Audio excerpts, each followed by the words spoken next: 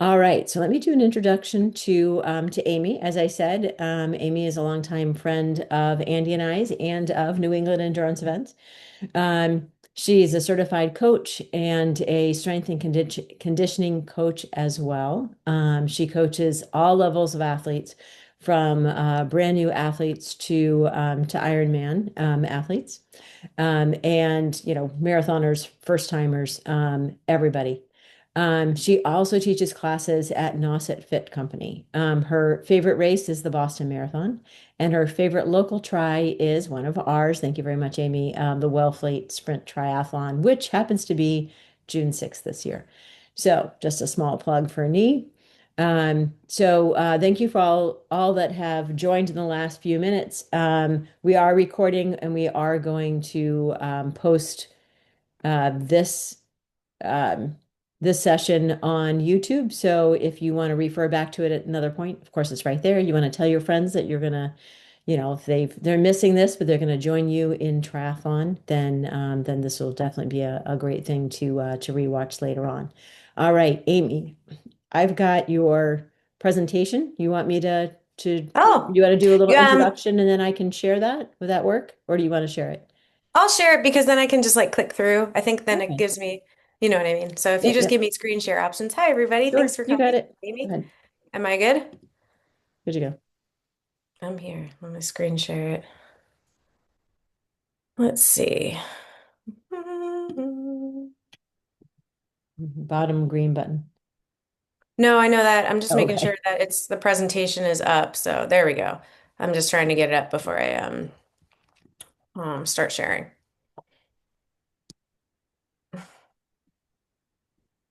You can tell it. I don't use Zoom a lot. There it is.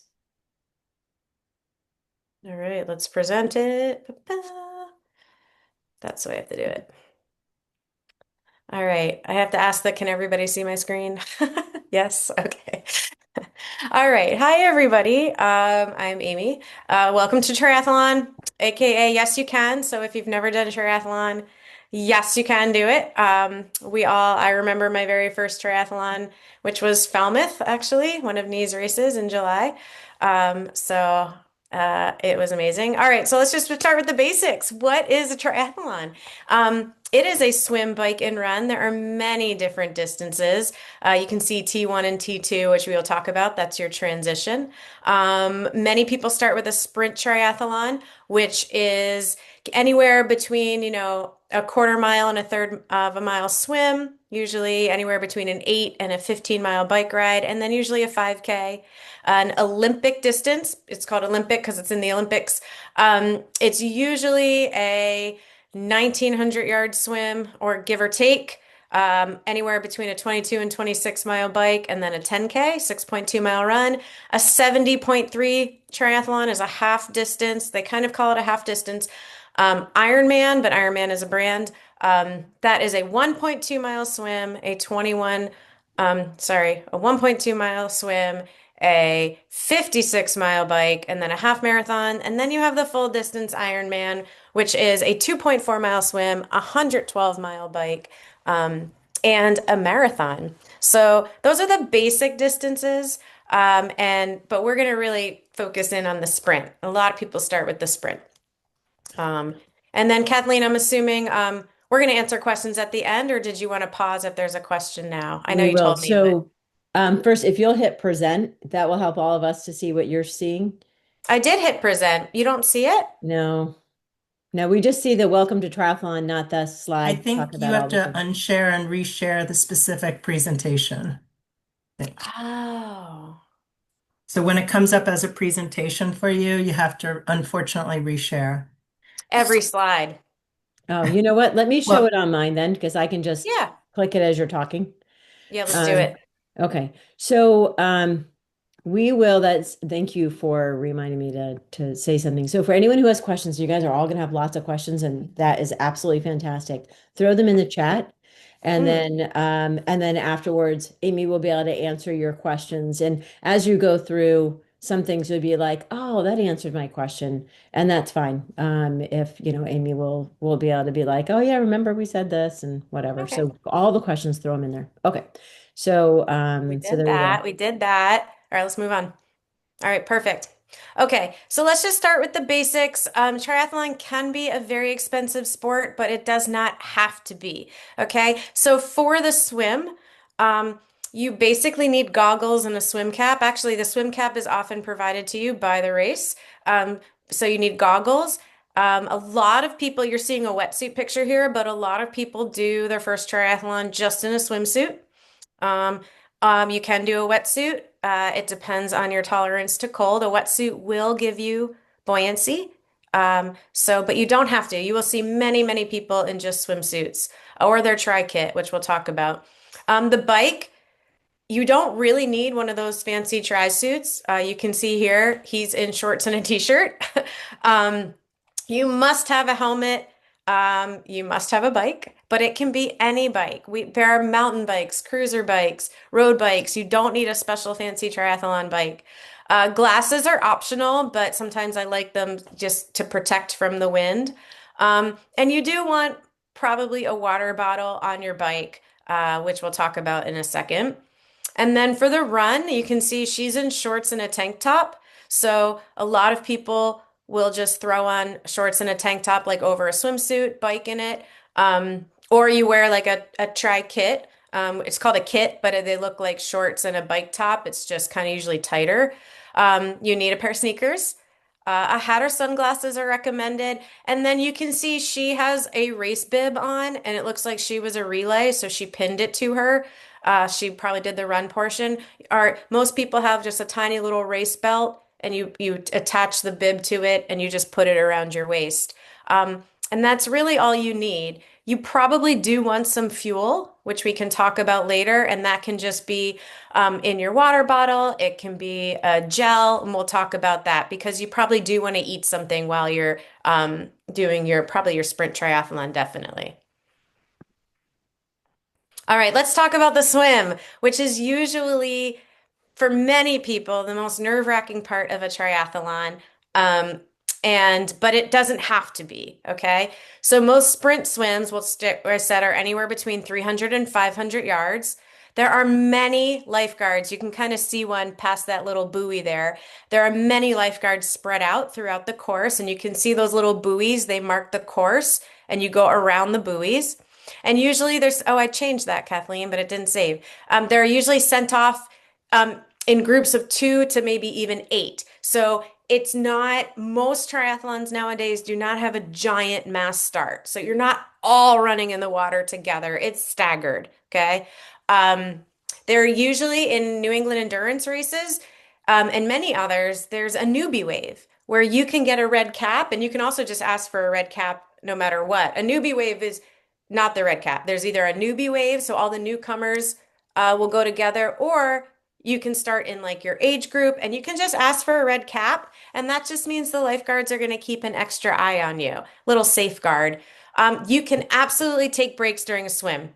Okay. You can hang on to a lifeguard's paddleboard or kayak. You can signal and they'll come over. They just can't make forward progress. So they can't like paddle with you, which makes sense. You can just stop and wait. I've had to do that. Where I just needed to like take a break for a second. And you can use any stroke. Okay, you can backstroke, you can breaststroke, you can dog paddle. Most people do swim freestyle, but one time, actually, my first 70.3, I got passed by a really fast dude doing breaststroke. He was hauling. Okay, um, I'm gonna get into more with like practicing the swim, but there is it's a very controlled, safe swim with a lot of guards. All right, let's move on to, I think I did the bike. Yeah. The bike um, is anywhere between, I know Falmouth is 8 miles, but anywhere between 10 and 15 miles in a sprint, usually 10 to 12. Um, you always should know the course. My first triathlon I did, it was Falmouth. I remember driving the course because I really wanted to see it and know it. It is usually marked with arrows, and there are volunteers at every turn, and always police at the big intersections, and they do a fantastic job. Uh, The rules of the road apply. Most triathlons are an open bike course, which means that there are cars on the road. There are not many because they all know there's been signs posted that there's a triathlon. So you do want to stay to the right and you want to stay to the right for safety of the other bikes and you want to call the pass. So if you're coming up on somebody up on a bike, you say on your left and you look behind you, make sure nobody's coming. Um, and then you pass. And you do have to stay on the right side of the road. You are not allowed to cross the double yellow line or anything like that. You can use any bike, like I said. You can see these two people here. It looks like a road bike, and somebody has clip-on aero bars. Lots of mountain bikes, lots of cruisers. You just can't use an e-bike, which I feel like I have to say nowadays. Um, okay. When I first started triathlon, I was like, oh goodness, just get me to the run. Let me get through the swim. Let me get safely off the bike. And I was happy to get to the run because I kind of came to triathlon as a runner and an indoor cyclist. The same thing as the bike, the run course is marked. Always volunteers. There usually is at least one water stop. So you don't have to carry water. You can, a lot of people will. You can kind of see this woman. She's in a tri kit. That's what's, by the way. She has a little race belt on because you do have to run with your bib, your number. Um, and walking is absolutely okay and encouraged. You can run, walk, all that stuff. And if you look at her ankle, which I didn't say, I don't know if you can see it, she's got a little like band on her ankle. And that's how the race directors and the timing company keeps track of you. You wear like a little ankle bracelet. Sometimes it's Velcro, it's usually Velcro. And you go over these timing mats. So you start the swim, you go over a timing mat. All right. You get out of the swim, you go over a timing mat, and things like that. So that's how they keep track of your time. Um, all right. All right, let's talk about transition. For most sprint triathlons, transition is in the same spot, and what that means is you can see this guy here. There's New England Endurance, and everybody else has bike racks, and you rack your bike. You kind of hang it by the seat, and you set up. Some people set up a mat or a towel, and you put all your stuff there. You lay it out. It's very organized in the beginning before you head off to the swim. And then when you come in at the very end, it looks like everything exploded because you're moving fast. T1 is when you come out of the swim to get your bike to go on the bike. That's called transition one.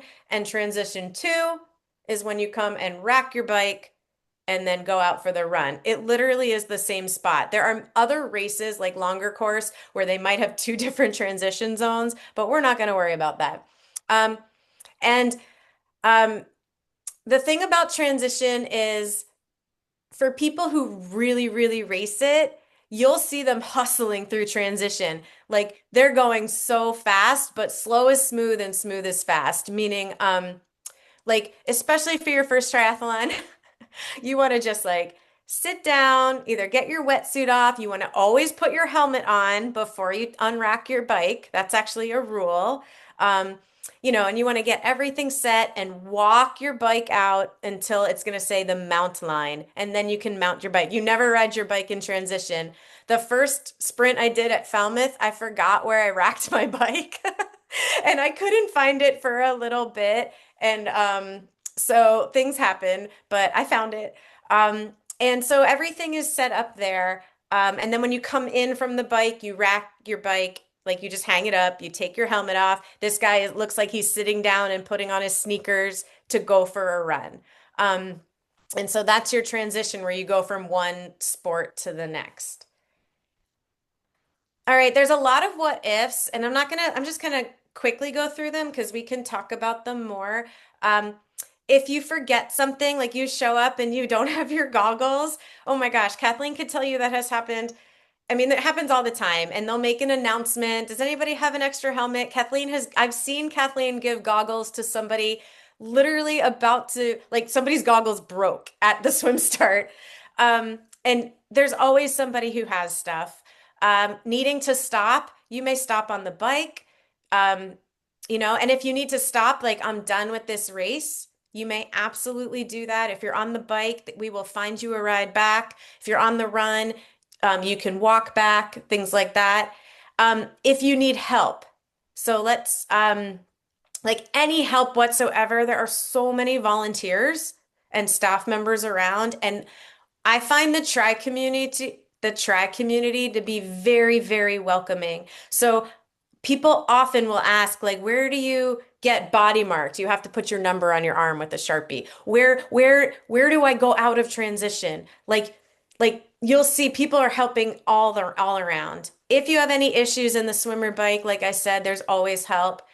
Um, a lot of people are worried about showing up to a triathlon because they don't have the right gear. There is no right gear. It's the gear you need to swim, bike, and run. You're going to see people of all ages, all levels, all shapes and sizes, all gear, from the fanciest carbon bikes to like the beat up cruiser they borrowed from their dad because somebody dared them to do a triathlon, right? And they're going to try it. And it's so fun. Knowing what if I don't know the rules or all the little things? Well, before every race, Kathleen and Andy and a lot of other race directors will do a Zoom call. You should familiarize yourself with the USAT rules, but Kathleen and Andy and all the race directors are very good at going over that. Um, and you don't really need to know the little things because I'll tell you what, I've done so many triathlons and like I'm always forgetting something or messing up, and that's just part of sport is like just showing up and see what happens on that day. And that's kind of the fun of it and why we do it. Like it's just fun to like there's no pressure. Okay.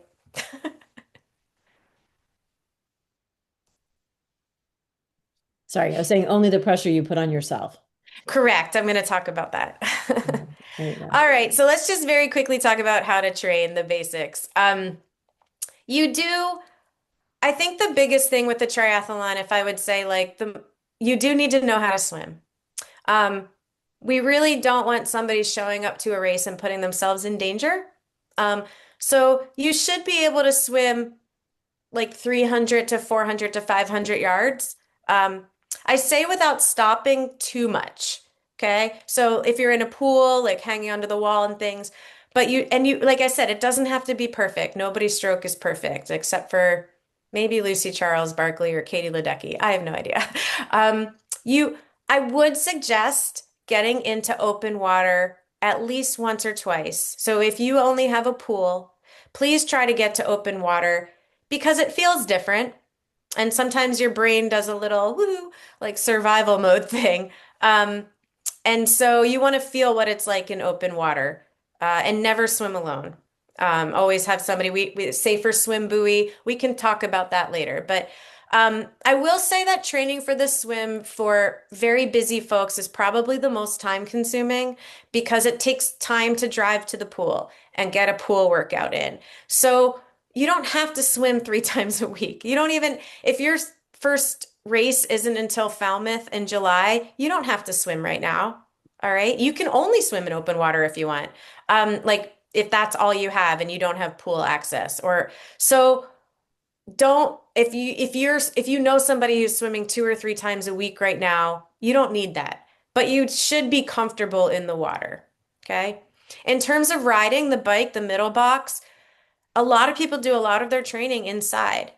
You can do inside, you can do outside, and for a sprint triathlon, you just want to be able to ride. You don't have to do anything super specific. You just go out and enjoy your bike. Outdoor rides do become important as you get closer to your race because you want to have control of the bike. You want to know how your bike shifts. You want to know how to go uphill. You should know how to drink some water or electrolytes on your bike. Okay.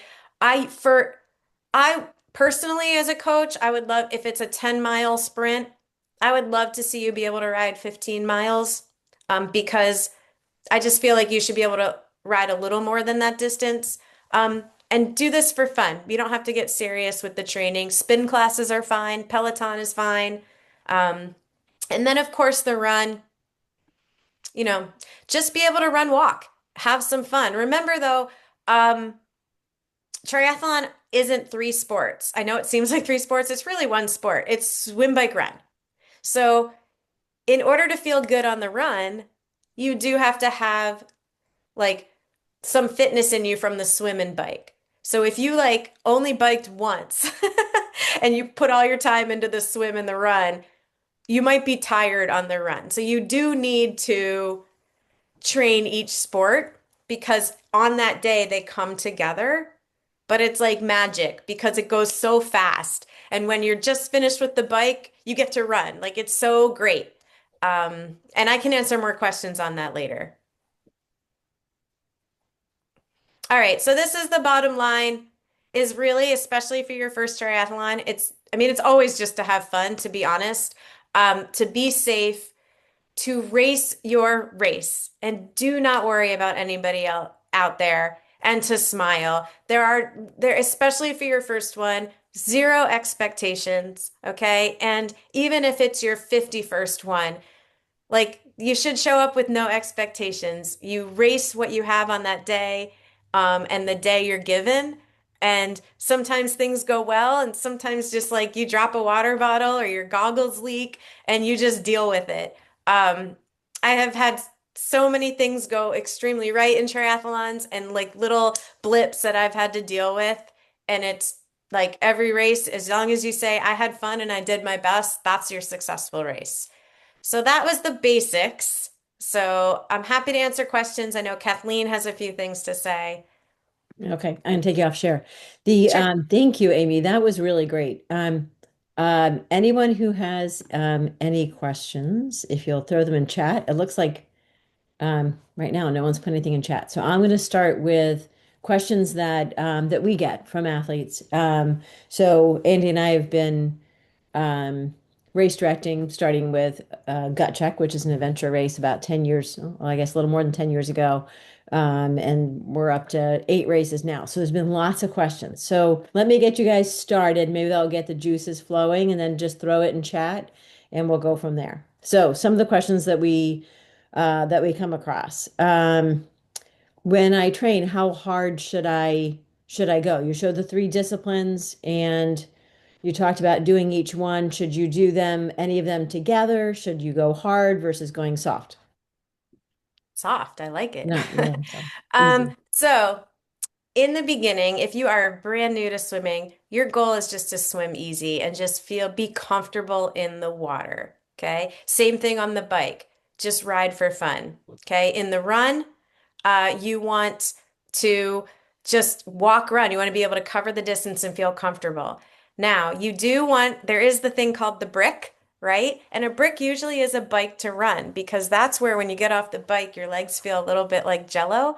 So often I might recommend that you ride the first time you might ride for 30 minutes and run for 10 minutes off the bike. You just put your sneakers on and you kind of go easy. And what you want to do when you train is you want to progress. So your first bike ride, you don't want to go out for like an hour all out. Like, oh, I'm going to get fast and fit by going all out. You get fast and fit by starting slow and by getting your heart to pump efficiently. And then you say, you know what? There's like a hill near my house. I'm gonna go up that hill, you know? We can get into we usually don't do a uh, swim to bike brick. We can. Um, the more experience you get, you start to fine tune your workouts. You start to do pace work in the pool. You start to do harder efforts on the bike. And for beginners, I like to save the hard efforts for like a spin bike so you can feel like that before you go outside and start going fast because there's bike path speed limits and there's cars. And you want to make sure you're comfortable and safe first. And then if you're a runner and you come at this from running, yeah, you can totally do some efforts in the run. But remember, you want to build that training so you can peak and you can be your fittest and fastest before the sprint. But you also don't have to do that, right? If you're just looking to finish. There's so many different ways to train for a triathlon and so many different intensities but I mean, we do like a good bike to run. It's fun to like do a little brick workout, feel the jello legs. Yeah, for sure. Um, The uh other questions. Sorry. And Raul kind of asked this a little bit also in the chat. And Raul, I'll ask your question in just a second. But where can someone, and I know this is, I guess we can answer for the Cape at least. Where can someone learn to swim or learn to swim better? You have any suggestions? Yes. So for Cape Cod, if you're on the Cape, you can learn to swim. And if you've never swam, I highly suggest taking lessons from a certified like U.S. Masters coach, or like we have YMCA's if we're all in the U.S., like a coach and things like that. If you already know how to swim and you want to get a little better, you can go to a master's swim session. You can swim with friends who may be somebody who knows how to swim. You can hire a coach. You can film yourself and send it to a coach. A lot of coaches will do swim analysis. So there's lots of different ways. I have done all of that. But I did, when I first was learning to swim, I did reach out to a swim coach and say, like, I need some serious help. Okay, and may I add that Amy, for everybody else, Amy is a triathlon coach. So you can also go to Amy Woods. Yeah, Um, I can put my email. We can give my email out for sure. Yeah, if you want to throw it in chat and that way Yeah. everyone has it, Hmm. that would be good. So along those same lines, the other question has to do with triathlon clubs. Are beginners welcome? And what are some of the triathlon clubs in the area? Of course, we have one here. Amy can tell you about it because she's the director of our Yeah. local club. But there are some others if some of you are coming from more the Boston area. But Amy, go ahead and tell them a little bit about what. Yeah, many, many areas have triathlon clubs. We have the Cape Cod Tri Club, and it's a very, very welcoming group. We have some people who actually only do swim bike. They don't run. We have people who are part of the club and just swim. And you'll find them online. Reach out to the director. We do have, if you're the Boston area, you have the Boston Tri Club. You've got Bay State. That's kind of like, I would say about like Beth Ann, Kathleen, like South Shore, kind of like Oh, sure. that. Yeah, South Shore. And they're all over. I think, I don't want to be negative, but some triathlon clubs are there's different vibes to different clubs. The ones we know are locally are really, really welcoming, and but you want to make sure that you are in a club that is really supportive to all levels. And if you don't feel like that, find another club, or find a group of friends to make sure that you feel really supported. I love that. Thank you. So some of these, a couple other questions, and then some others are writing in, so we'll be able to go through those. But some other questions that we get asked is how early do you get to a race, like to get into transition, and where can you put like how much stuff should you really bring with you, and like where does all of that go? You talked about a little bit about it transition, but can you give us Yeah. more? Um, all right. How early do I get to a race? I try to get there fairly early. I'm definitely not like the first one. There are people, I'm sure like you guys like people for me, like if transition opens at 5:30, there are people there at 5:20 ready to get in. So I like to get there. I like to work backwards. So let's say I like to work backwards from when transition closes. Every race will say transition will close at 6:45 a.m., at 7:45, whatever it is. So I don't usually go from my swim wave. Okay. I go from when transition closes. So if transition closes at 6:45 a.m. and there's a practice swim at 6:30, if I can get in the water at 6:30, I might get there at 5:30 and to set up my stuff. Uh, Early is good, especially for your first try, things like that. There's nothing more stressful than seeing people kind of like running into the transition area when people are leaving to get to swim. So I like getting there about an hour before transition closes. Now, that's because for most sprint triathlons and local ones, you bring your bike and stuff with you. So you do need to bring a lot of stuff. Triathlon has a lot of gear. Oh my gosh. So you want a backpack. or a bag. People bring a bag. And I have a triathlon wetsuit that I love fiercely and wear it. And so what I do is the night before, I lay it all out and I lay everything in piles, what I need, right? So that's my swim stuff. There's my bike stuff, right? And I leave it out there and I walk by it a lot. And if I have room, I'll throw it in. I always bring two pairs of goggles because just in case one breaks. Um, and what else do I bring? Sometimes I bring two pairs of sunglasses in case it's going to be like a clear or like regular if it's sunny. Um, so, I think you have to think about the three sports. You need to think about what you need for the swim. I don't usually bring a big towel. I might bring like a tiny little, you don't really need a towel. You just need something little maybe to wipe your feet. You need I always bring two water bottles so I can have one to sip on. I bring snacks. I bring my gel for fuel. Um, and oftentimes I wear warm clothes there because even if it's in summer, it can be like 60 degrees in the morning. So I'll wear sweatpants and a sweatshirt like over I have a little like triathlon kit, like a shorts and a top. Um, and and then you just lay it out with the swim stuff you'll use first, but then I lay out my run stuff. So I lay out my sneakers, and I mean, let's start with bike. I lay out my bike shoes because I don't wear sneakers on the bike, or you can put your sneakers. I wear socks on the bike because I'm weird like that. Some people don't do socks, but it's not for me. So I put my socks in there, okay? And I put my helmet and my glasses so I can get there and it's all there, right? And then I have my sneakers with my race belt and my number and usually a gel tucked in there. And I wear a hat. And so that's in a little pile, right? I bring sunscreen.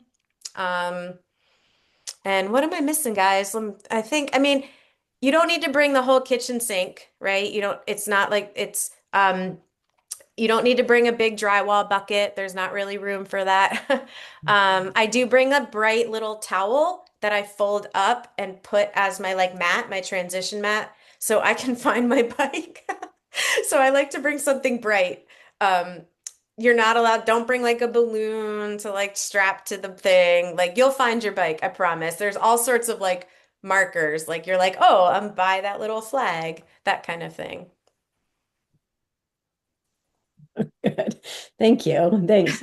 And I do the same thing with markers, bringing something that's bright for your transition, because if you've got your bike in your hand, it's really hard to find it on the rack, because usually it's like, Yeah, oh, I'll it's true. find my bike, and then you're like, shoot, I got my bike. Now where am I going to go? Yeah. But Track next to your friends and that helps. If you're parking, yeah, if you're next to your yeah. friends, then at least you'll know where they are, hopefully. But to Amy's point, if you find something that's not going to be moving, that you can use as your marker. So it's like, I know I'm at that telephone pole, or I can look across the street and I see that door on that house. Okay, I know I'm at the red door just two rows over, or whatever it is. That helps because yeah, plenty of people have been circling around the transition area looking for their bike. Me. So and uh and just take a breath when you get in transition, right? I mean, if you're a newbie in triathlon, it's just relax, take a breath, Michael, where find your where were bike. you in 2017 when I couldn't find my bike and I cursed out loud? Where the bleep is I my bike? I was running I around. That was my was first triathlon. well that way. Okay, yeah. I found it. so But yeah, I mean, it's like you get out of the swim and like it's very disorienting to be in the water with so many people, and then you get off the beach and it's like, oh no, there's so many bikes around me. Well, all right, just all right. Yeah. Where did I And put my bike remember, this morning? yeah. And there's different rows. Like it's not that hard, but Right. you have to just like that's why my motto for transition is slow is smooth and smooth Right. is fast. Great. yeah, I love that. All right. The race number, sorry, I don't know if you see my screen is doing weird things. No. The race number, do you want to talk about like pinning it versus, let's Oh say, yeah. not everyone has a race belt, but like not to pin it to something that's going to be in the water? Oh yeah, yeah, yeah. So you get a bib, um, and in mostly in America, you don't have to wear it on the bike. You just need to wear it on the run. And you'll see a lot of people pin it to a shirt. So let's say you're going to swim in swim trunks, um, and then you're going to put a tank top on for the bike. You can pin your bib to the front of your shirt, and you can wear it on the bike and wear it on the run with safety pins. Um, However, like if you're swimming in a triathlon kit, like a top and bottom, you don't want to pin it to that because you're going to wear that underneath your wetsuit, right? You wear like that one outfit the whole time if you want that. And so, I will say that buying just a cheap race belt from like it might be worth it, like a little belt that you just clip. But you can pin it to you, but you don't want to pin it in T2. So you can throw on a shirt if you want, like take off your bike jersey and throw on like a dry fit that is already pinned. But please don't spend T2 trying to safety pin it. Does that make sense? Sounds good. Thank you. The all right, so some questions. So Raul had Yeah. a question. Mhm. How do we keep ourselves safe when practicing open water swimming? And how do we find out where safe places to open water swim are? Yeah. Raul, where do you live? Hey, man. I live in Galveston, Texas. It's around an Oh, hour outside Houston. Yeah. Okay. okay. That's a So challenge. do you have, but no, there's a try there. Are you allowed to swim in open water there? I think I know that like Ironman Texas is in Yeah. Galveston, that the half Ironman. I believe they swim in a portion of the bayou, I think. I don't know. Okay. I'm super new to this. I've Yeah, never good. done anything Obviously. before. Yeah, Yeah. yeah, true. But yeah, considering the Um, half, so I'm So the first way to find open water swim areas is literally just talk to people. Like try to go to a pool and be like, where do you open water swim? Because you're not alone. If you can't open water swim there, like there are people who are landlocked who cannot get to a pond. But it's safe. First of all, swimming will be allowed. There are definitely places where swimming is not allowed. And even at some race sites, it will say you are not allowed to practice swim here. We are only allowed to swim here on race day. Like we have permission. Um, so you'll know it's safe if you're allowed to swim there. You want to get a safer swim buoy, and New Wave makes them there. You like blow it up and you attach it to. It's like a little belt, and it drags behind you. It's like a little bubble. I don't. I should have had it with me, but and I never swim without it. It's it lets you if you I want to say if you panic or if something scares you or if you need a break, you can hold on to it. It's not like one of those big orange lifeguard things that's like heavy. It's not a flotation device, but we buoy stop. We call it a buoy stop and we hang on it. So always swim with that. Um, Okay.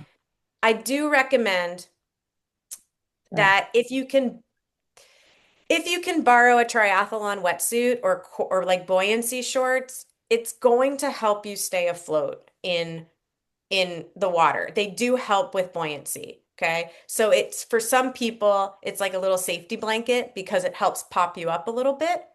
And then never, ever, ever, ever swim alone. You can have somebody kayak next to you, paddleboard next to you, or swim. The other thing that I did when I was starting out is we have a lot of ponds here on Cape Cod. So I would swim in the shallow. So I could just stand up when I wanted to. And it comforted me before I went into deep water. Funnily enough, I have an athlete who is an accomplished Ironman athlete who does not like the shallow because he doesn't like to see and likes the deep water. So to each their own. So find a group if you can. If there are often open water swim groups. Sometimes they're organized. Um, so hopefully that was part of the answer. I'm happy for a follow-up. Okay. Amy, I've got a picture, sorry, Oh, of good. the Of for a buoy. Raul. So Raul, here's a safe swimmer buoy. They don't have to be quite that big. They make them smaller too, but it's really attached to this person's waist and it's kind of just hanging out behind her. So if she or he, if that person needs it, you stop, grab onto it. You got a minute to catch your breath or to chat. That's what our ladies swim group does. We get to a certain point, we chat with hanging on to our buoys. But so having something like that, that's what Amy was talking about. Like if you're swimming in open water, you have that. At least you know that there's like something you can hang on to. Um, can I add one thing, Amy? Oh, With totally. the wetsuits. So one of the things that we see a lot on race day is that people borrowed someone's wetsuit and they put it on for the very first time on race day. Oh, Please don't do that. So wetsuits are really confining, which can feel like a security blanket when you're used to it and can feel like you're in a straight jacket if you're not. And then you're going to swim and you're already anxious and you're getting in the water with other people and like it's bad news. You end up panicking before you get to the first buoy. Wet And then you're wetsuits make like, you you float face down. what was Uh, that? Wetsuits make you float face down. True. So Right, if right, right. if you haven't practiced in that suit and you go out and try and swim really far and panic, that's not good. So practice how you play. It's well, I think too, it's always just like in a running race, nothing new on race day. You want to yeah, try out all your exactly. new, all your, Yep, even if you get a new pair of yep, goggles, that's the same model. You want to yep. try it out. Um, and also just practicing. I mean, even just going out, I think one of the biggest things, especially if you don't live near water, which obviously we do on Cape Cod, but even people, I've panicked in a swim. I've definitely panicked in a swim, and it's not in my first triathlon, and had to hang on to a paddleboard. But you want to get comfortable in the water. So if you have never even been in open water and you've been swimming in a pool, just go into a pond, a lake, the ocean if you can, and just float and play like you're a kid. And remember that like you just be part of the water. And that really helps me. There are many tricks I have to being comfortable in open water. And even during a race, there are things I do. But you like really just play in the water at first. Thanks, Thank Amy. you. I appreciate it. Yeah, thank you. We have another question about water, and I realize that Mm. this, swim is usually the one part of the triathlon that most people struggle with, and completely understandable. So the other question, and it kind of piggybacks right on what Raul was asking, what if you don't have access to open swimmer? The things that you can do in the pool to help you prepare. Yes. Um, if you are planning on wearing a wetsuit in your race, I have tried on my wetsuit in the pool. I have swam in a wetsuit in the pool. And then, I mean, yes, you can worry about the chlorine, but if you rinse it, that's fine. Yes, you can worry that the pool temp is like 80 degrees, but you just swim like 200 yards and take it off. So practice, if you're going to wear the wetsuit, practice that. Um, you want to practice sighting because one of the biggest things with open water um, is you have to look where you're going. There's no black line at the bottom of the pool, and there's no end to touch, which can. Um, so what I mean by sighting is you swim, like you look up and you swim. Some people breaststroke and like look up. Some people tread water to look where they're going. The good thing is in a race, you've got these giant triangular buoys and you have all these lifeguards. So if you start veering off course, the lifeguard's like, go back. So you want to practice sighting. So what I will have sometimes my athletes who don't get to open water a lot, I'll say like every 6 strokes, I just want you to like look up, like at the swim block, right? That's one way to do it. I will sometimes have them tread water in the deep end because in case they have to stop, I want them to be comfortable. Um, you can, I mean, if you can circle swim with people in one lane, like get 4 or 5 people in a lane and circle swim or swim next to somebody, like right next to, so you can feel what it's like to swim next to somebody. But to be fair, you'll find space in a sprint triathlon. You'll find your own space in open water. Somebody might knock you a little bit, but that's usually by accident. Um, so, and so those are the biggest ways to practice and to try to not stop a lot during maybe like a 300-yard swim. Try to say, I'm just going to push off and the end of the pool. I will say, like, if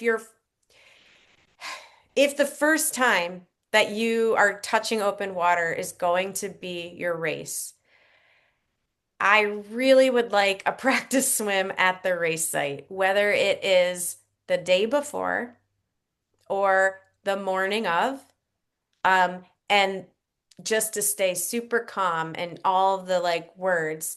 But I have had athletes drive an hour to get to an open water spot before their race so they could get in. Thanks, Amy. Mhm. And at our races, particularly for the Hyannises and Falmouth, we have a swim clinic the night before. So you have packet pickup. I think it's 4 to 6 or 4:30 to 6, something like that. Yeah. And there's a swim clinic that goes on, and it will be on our website. You guys will know beforehand. But you can actually go in the water. There's usually at least some buoys out there, and so you can kind of see what that feels like being out. And if you have a wetsuit, that's a good time to try it on, and then turn it inside out the night before so it will Hmm. dry before you get in the morning. Hmm. But we do have that available. I think most races do allow you to swim like the night before if you're able to get there and do packet pickup, then get in the water and kind of give it a try, see what it feels like. Yeah, and Okay. remember, there's Yeah. lots of support. And in fact, at Kathleen, at knee races, they have somebody called a swim angel, who will swim and next to you. And like, and so because sometimes it just feels nice to have somebody there. And well, last time it was a female when I was there at Falmouth, the she'll swim next to you. That's an option too. Mike, I'm sorry, I heard you say Oh something. no, you're totally good. I was gonna say, and pay attention to the conditions. The day that you pick up your packet at this race, it might change the next morning. So like, be aware of what's gonna happen in the water, and be prepared to have a slower swim than what you did in the pool or Oh yeah. in another open water. Be prepared to fail, I guess. If it's not a big deal. It's up to you on whether or not you want to make that time, not anyone else. No one else cares. Yeah, I think you make a good point, Mike, that the open water is usually slower Right. than the pool because you have all sorts of conditions. And, you know, even if water is a little choppy or a little wavy, it's still just water. You're going to move forward. You can use any stroke and just, I mean, I will count my strokes and, I will just say breathe. I'll say float, relax, things like that. And the biggest thing is do not start fast. You'll see people in the front, they'll be running in and they'll be like, all right, you walk in and you just go, okay, here we go. Let's get to the first buoy. Okay. And like literally just the first one is just like splash in the water. Take yourself back to when you were younger and you were playing, in the pond or something. Um, and have fun with it. And if your mind is calm, and you see all the lifeguards around, you'll be all right. I love that, Amy. That is excellent advice. We find that if you take it easy in the swim, as Amy's saying, particularly in the beginning, and kind of get in there, get your feet wet, it makes the rest of your race go so much better because you're not all anxious trying to get through the swim and you use a lot of energy, and then you get on the bike, you're like, shoot, my bike is terrible. Like, why is that? So you use all the energy in the water. Yeah, So, I will say that my advice to any distance athlete is you can you never win a race on a swim. And not saying you're going to win, but you can lose a race because if you overcook yourself, you might gain 30 seconds and then that's just going to tire yourself out. So just like the transition, slow is smooth and smooth is fast. great. Thank you. So we don't have any other questions in chat, but does anybody, I mean, I think we have a good sized group, but at least small enough that if somebody wants to take themselves off mute, if they have another question, they didn't want to put it in chat. Amy's right here. She's got a wealth of knowledge. Of course, I can answer anything about our particular races, but Amy is an expert in training for a triathlon. Did I miss it or did you answer Karen's question about Crystal Lake? Oh, I didn't know if maybe I no, I missed that didn't one. see that. Right. Oh, no, sorry about that, Karen. So Karen says, I swim Crystal Lake in Orleans daily in early June. Never needed a wetsuit, but it seems Wellfleet is recommending wetsuits for Long Pond. I don't think that we're recommending wetsuits. Where is Uh, What is that? usually like 68? It will be fine in like early June. 70, right? Yeah. The water could very well be 70. So if you want a wetsuit, great, but you certainly don't have to, particularly if you're swimming at Crystal. Wellfleet, Long Pond's warmer than Crystal is. Mhm. So you'll be fine. Sorry about that, Karen. Didn't mean to miss you. Um, Any other questions? No question is too Um, small. I just have a question. So, say, Amy, if I was a new triathlete in the water and I find myself starting to kind of lose my mind into where my race is going to go, what should I do in the water to calm myself? Oh, you mean like the dreaded P word? You start to Right. panic? The P Yes. word. Don't So, say don't but panic. yeah, but Yeah, what should I do in that situation? I'm halfway through the swim. I can see that's a the good next question. Yeah. buoy, but Yeah. I'm just panicking. So, Yeah, what yeah, do I yeah. do? All right. Well, you know the story about if I say don't look at the elephant in the don't look at the elephant, don't look at the elephant, you're gonna look at the elephant. Ignore So it. get Yeah. that we don't want to say that word, but so there's a few tricks. The first thing you can do is if you're near a lifeguard, just hold on to a board, take a breath. That's all it takes is like 10 seconds to just orient yourself, even if you get lost. Like just be like, okay, give me a second. Literally. I've done that. I've done that at Wellfleet and I've done that at Ironman Lake Placid. So a very short sprint and an Ironman. I've held onto a board for a second. Then here are some tricks. Distract your brain. Count your strokes because if you count, you can't think of anything else. So I'll count to 30. Count, doesn't matter what you count to. One, two, three, four. I have sung to myself in the water. Um, I have some people like to go roll over on their back. That never quite works for me. I don't know, maybe because I'm not a backstroker, but and then uh you know, breaststroke works really, really well, but have something to distract your brain. And that's something for everyone. I often start out saying long, strong, smooth, and fast, which I think I got from our coach Pam, who spends half her time here. And I will say long, strong, smooth, and fast. And I will say that over and over.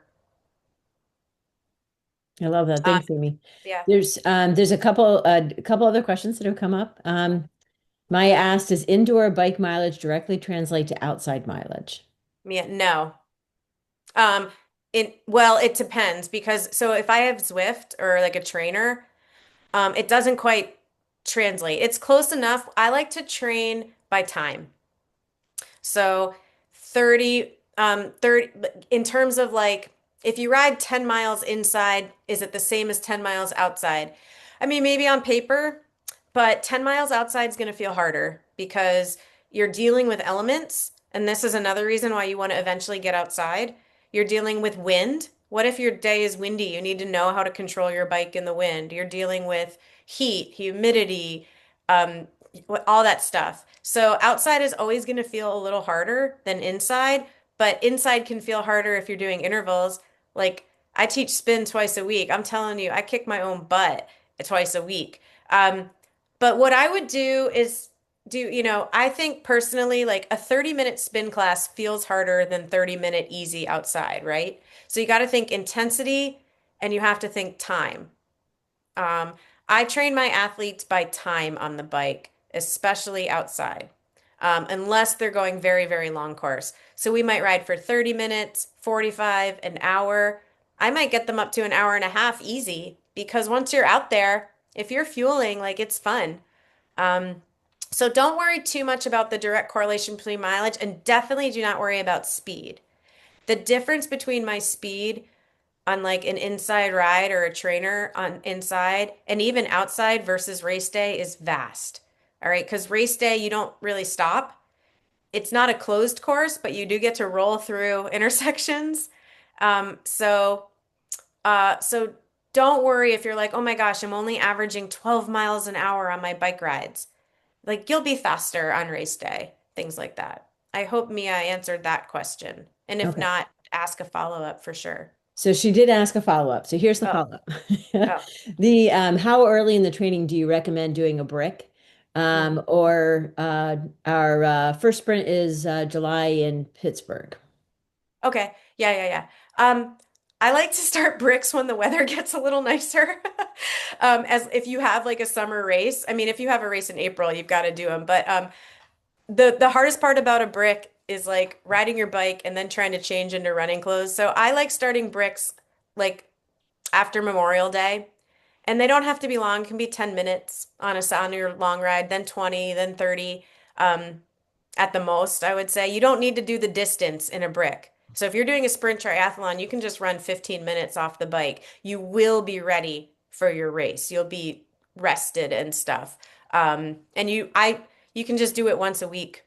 You don't have to do it all the time. It's also a way to get in just a little extra run mileage or run distance. Run a 10 minutes. 10 minutes is a great amount of time for a run. I like that. Can I just run 10 minutes like always? I think Yes, always, Kathleen. that's it. Just 10 minutes. All Yeah. right. So this other question is from Nancy, and I'll take it because it's about Yeah. Falmouth Triathlon. Okay. It said at the Falmouth Sprint Triathlon, can you request to start in the same group with your friend? So there's two ways of doing that, Nancy. One is if your friend is also a new triathlete, then do the first timer wave, and you'll both be in it, and you'll be able to go at whenever you um, like you can both go at the same, at the same time if you're in that first timer wave. The other way to do that is the friends and family wave. Mm. So friends and family wave is not timed. It's just people are like, hey, I just want to do it. I don't really care anything about the time, and I want to do it with my friend or family member. And that's what that's for. Both of those waves are near the end of all of the other waves, so you won't have some Yahoo that's in the 20 plus group and they swim, they're swimming over you because they're not paying any attention. The newcomer wave and the friends and family waves are always at the end of our waves. So I would suggest that if you need to change your registration, you can do that right in your Haku. When you went to register, just go back in and you'll be able to change that. All right, so here's another question for you, Amy. Is there a clip-in bike shoe style which works better for triathlon where you need to go through transition in your shoes before mounting the bike? That's a great question. Okay. So most people have most road cyclists or triathletes will use those like the Delta cleats. They're almost like the Peloton cleats. They're like the triangle. Okay, I'm not making a triangle. I don't know what is wrong with me. The triangle upside down cleats. Um, and they're big because they give you a big surface to grip your road pedals, right? They are hard to run on in transition. I use them, but a lot of people will use those SPD mountain bike cleats, gravel bike cleats, the smaller ones that use on old school spin bikes. Those are much easier to ride on. So if you want to clip in and you're new, I would suggest those. There will be people at this triathlon who do a lovely flying mount where they rubber band their shoes to the pedals and they run barefoot through and then they get on the bike and slip their feet in. I have done so many triathlons from sprint to Ironman and I cannot do a flying mount. So I just put them on and I just go boop, boop, boop, boop, boop, boop, boop through transition. But if you don't want to slip, I would try those SPD cleats. Great. Excellent. All right. So that was our last question. We'll give just another minute for any other questions. And I'm going to ask Amy a question about what she's doing this season. So that will give you guys a chance to throw in any other questions that you might like. So Mhm. Amy, what races are you doing this 2026 season? My first race is the Boston Marathon. Super psyched for that. Probably do a half marathon before that as a little prep, but I don't know. Then I'm doing Patriot Half Ironman, which is the USAT, I think, National Half Distance Championship, and that's a local Mhm. race off Cape. And then I'm doing Knees Sea to Summit, where you swim in a lake in southern New Hampshire, and then you Okay. bike up to the base of Mount Washington, like at Wildcat, and then you run to the top of Mount Washington on a trail. And that I'm so excited for that. And then I'm going to do Ironman Chattanooga. So I have my big races, and I'm hoping to sprinkle some little, like a sprint race in there and stuff like that. But those are the big, big, big, big fun stuff. Oh, great. Thank you. Thanks for telling us. I did want to make sure to mention, so I think that I had said earlier that many of us on this call are members of the Cape Cod Triathlon Club.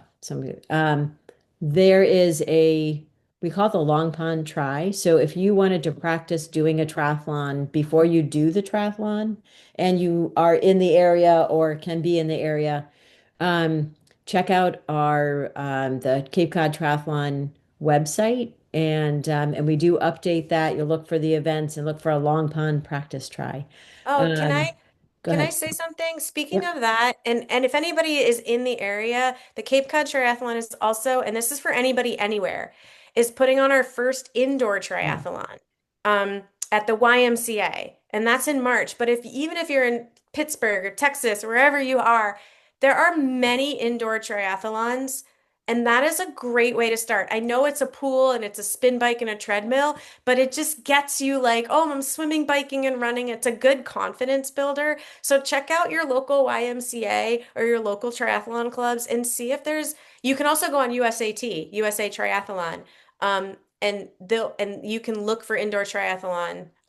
That's a fun way to enter into it too. And finally, plug for New England Endurance and everybody. Another way is if you've never done a triathlon, is volunteer at one first. If you volunteer at one, anyone, you will be like, oh my gosh, first of all, it's amazing. But wait, I know you guys are going to get mad at me. The place I would never volunteer is the dismount line for the bike. When you come in off your bike, you have to dismount because you're not allowed to ride through transition. You guys, it is the scariest place to volunteer because you're like, slow down, slow down. And you have to be loud.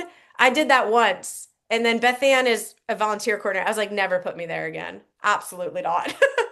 But it is so fun to volunteer at a tribe before you do one to give you if you've never seen one. If you've like seen one and volunteered, you're solid, but it's always fun to volunteer and give back. Thanks, Amy. I appreciate that plug.